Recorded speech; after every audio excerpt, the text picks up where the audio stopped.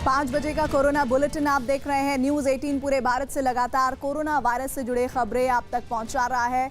देश में 21 दिन का लॉकडाउन है और आप भी नियमों का पालन करें और खुद को सुरक्षित रखने के लिए घर में ही रहें। न्यूज़ 18 इंडिया हर घंटे कोरोना बुलेटिन आप तक पहुंचा रहा है। खबर इस बीच गुजरात से है। गुजरात में कोरोना की वजह से लोगों को सबसे बड़ी संख्या में क्वारंटीन करने का मामला सामने आया है। सूरत में नगर निगम एक पूरे इलाके को क्वारंटीन कर चुकी है। बताया जा रहा है कि इस इलाके में करीब 17,000 मकान हैं जिनमें 54,000 से ज़्यादा लोग रहते हैं। नगर निगम का कहना है कि इस इलाके में एक व्यक्ति के कोरोना पॉजिटिव मिलने के बाद इलाके के सभी लोगों को होम क्वारंटीन होने के लिए कहा गया है, यानी लोग 14 दिनों तक अपने ही घरों में रहेंगे। इस इलाके के 12 अस्पतालों को भी सैनिटाइज किया गया है। स्वास्थ्य विभाग की 55 टीमें इलाके में कार्रवाई करने में जुटी है। जनक हमारे साथ जुड़ रहे हैं। जनक, ये अभी तक कोरोना वायरस से संबंधित सबसे बड़ी खबर है। बिल्कुल, देखिए सूरत में खास तौर पर एक मौत हो चुकी है और तकरीबन गुजरात में 87 जितने पॉजिटिव मामले सामने आए हैं। पहली मौत भी सूरत में हुई थी और अब जो चूंकि मामला जो सामने आया, एक इस्त्री करने वाला शख्स जो इस इलाके में, अगर मैं रांदेर की टोपोग्राफी आपको समझाऊं तो बेहद संकरी गलियां और तंग गलियों के बीच का इलाका है और उस जो लोकेशन है जहाँ पर जिस व्यक्ति का पॉजिटिव केस कल आया, उसके दुकान के आसपास से लोगों का गुजरना लगातार रहा। ऐसे में तो उस इलाके को पूरी तरह से क्वारंटीन करने का आदेश नगर निगम की ओर से हुआ। तकरीबन 17,000 जितने घर हैं, 22 जितनी स्वास्थ्य विभाग की टीमें हैं जिन्होंने घर घर जाके इस बात की जानकारी ली और लोगों को हिदायत दी है कि घरों के बाहर ना निकले, क्योंकि ये अगर क्लस्टर बेस हो जाता है तो ये दिक्कत और ज्यादा होगी और नगर निगम किसी भी तरीके का रिस्क लेना नहीं चाहता और इसके चलते पूरा इलाके में नगर निगम ने बोर्ड लगा दिए गए हैं। और अमूमन ये अहमदाबाद या गुजरात के कई शहरों में देखा गया कि जहां पर भी सस्पेक्ट के तौर पर देखा गया तो उन इलाके या उस घर के बाहर क्वारंटीन ये इलाका है और ये घर क्वारंटीन है, वहां कोई ना जाए,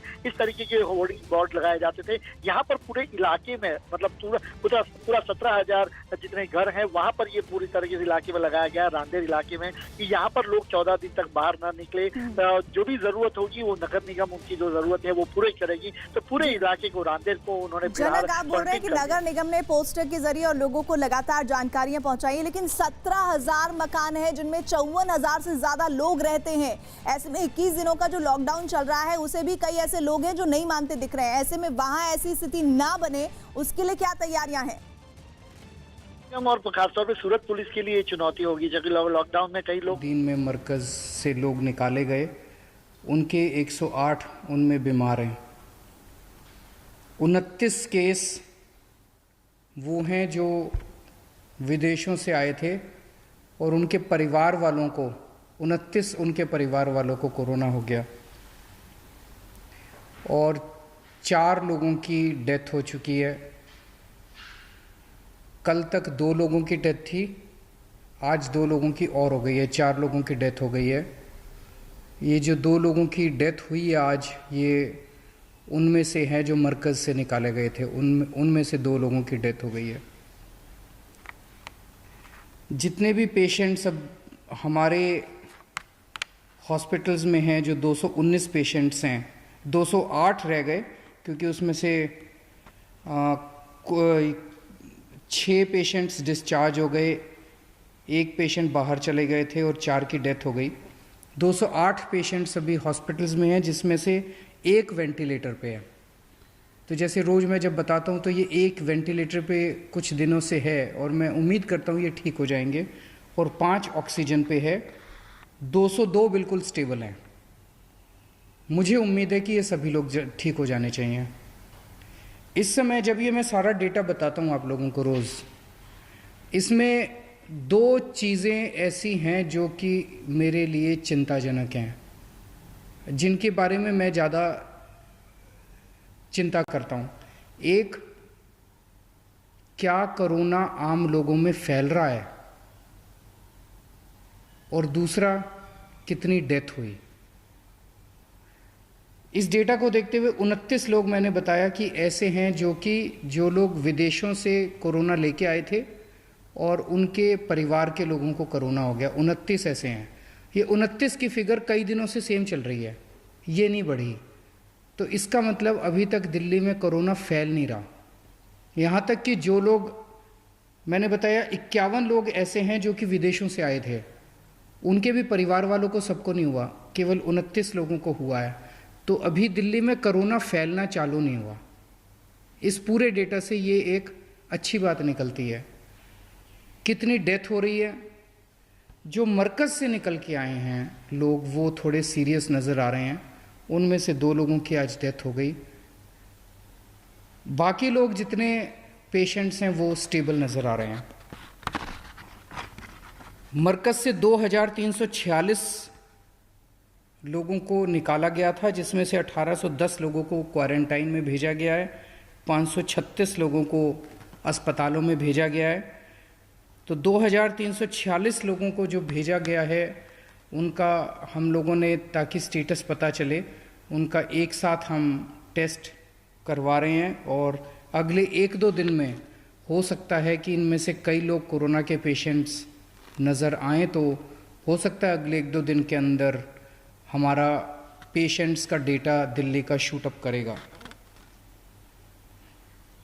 दिल्ली में इस वक्त हम टोटल 2943 लोगों को क्वारंटाइन किया हुआ है, जिसमें से जैसा मैंने बताया 1810 लोग मरकज़ के हैं और 1133 जो विदेशों से आए हुए लोग हैं।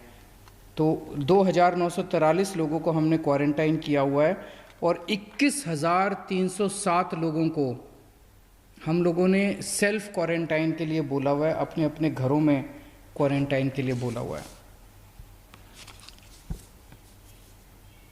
कल से जो गरीबों को, बेसहारा लोगों को, जिन लोगों को कोरोना की लॉकडाउन की वजह से सबसे ज़्यादा मार पड़ी है, जिन लोगों के घर में खाने को भी नहीं है, ये मौका है जब हर सरकार को, हर जिम्मेदार सरकार को ऐसे अपने गरीब लोगों की मदद के लिए सामने आना चाहिए।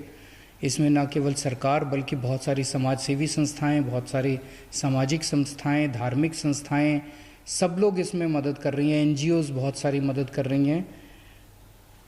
तो अब कल 6,02,08 लोगों ने लंच किया था, जो हमने सेंटर खोले हैं अब दिल्ली में जगह जगह। अब बहुत जगह सेंटर खुल गए हैं दिल्ली के अंदर। मैं उम्मीद करता हूं कि धीरे धीरे इतने खुल जाएंगे कि आपके वॉकिंग डिस्टेंस के अंदर एक सेंटर होगा, आपको दूर जाने की ज़रूरत नहीं पड़ेगी। कल 6,02,08 लोगों ने लंच किया था और 5,95,760 लोगों ने डिनर किया था। तो लगभग 6 लाख लोगों ने लंच किया, लगभग 6 लाख लोगों ने डिनर किया था। अब हमने इतना ज़्यादा कैपेसिटी बढ़ा दी है कि अगर 10 लाख लोगों तक भी लोग लंच या डिनर करना चाहें तो 10 लाख लोग लंच कर सकते हैं, 10 लाख लोग डिनर कर सकते हैं। अब किसी भी व्यक्ति को जो भी खाना खाने के लिए आएगा उसको वापस भूखे खाली हाथ नहीं भेजा, खाली पेट नहीं भेजा जाएगा। हर व्यक्ति के लिए अब लंच और डिनर का इंतज़ाम है। इतना ज़्यादा इंतज़ाम कर दिया कि अब हमारे पास स्पेयर कैपेसिटी है। मेरे पास कुछ दिनों से ऑटो वालों के, टैक्सी वालों के, RTV वालों के मैसेजेस आ रहे हैं, फ़ोन आ रहे हैं कि हम लोग भी बिल्कुल भूखमरी के कगार पे हैं, हम लोग भी सारी हमारी रोज़ी रोटी बंद हो गई है और CM साहब आप तो हमारे इतने चहेते हैं, आप हमारे लिए कुछ नहीं करेंगे क्या? मैं उन्हें कहना चाहता हूं कि आप सब लोग मेरे भाई की तरह हैं और ऐसा कुछ नहीं है। दिल्ली का एक एक व्यक्ति मेरा अपना है और मैं किसी भी व्यक्ति को भूखमरी की वजह से नहीं छोड़ूंगा।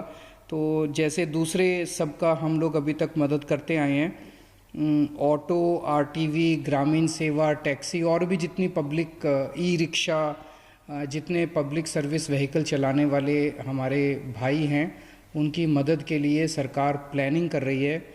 थोड़ी सी दिक्कत ये आ रही है कि आप लोगों के बैंक अकाउंट नंबर्स नहीं है हमारे पास, तो वो नंबर्स कैसे लिए जाएं उसकी सारी व्यवस्था की जा रही है।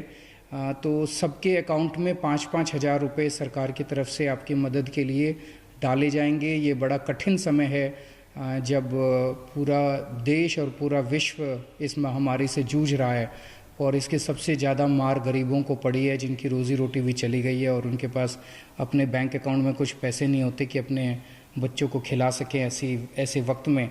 तो हमारी किसी भी जिम्मेदार सरकार की जिम्मेदारी है कि अपने गरीबों का ख्याल रखे। तो आप सभी के अकाउंट में 5-5 हज़ार रुपये डाले जाएंगे, लेकिन इसमें लगभग हफ्ता 10 दिन लग सकते हैं। थोड़ा सा सब्र रखना, क्योंकि इसकी पूरी प्लानिंग कर रहे हैं, थोड़ा सा समय लग सकता है, तो उसका थोड़ा सा वो रखना। कल अमेरिका के राष्ट्रपति डोनाल्ड ट्रंप साहब का एक बयान आया था। उन्होंने लिखा था कि हो सकता है 1 लाख से 2.5 लाख लोगों के बीच अमेरिका के लोगों की जान चली जाए। तो आप सोच सकते हो कि कितनी भयावह स्थिति है।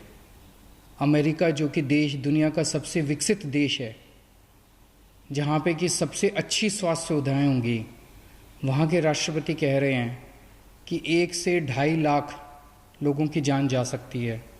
तो इसीलिए मेरी आप सब लोगों से विनती है, प्रधानमंत्री जी ने ये लॉकडाउन का जो ऐलान किया है ये बेहद ज़रूरी है।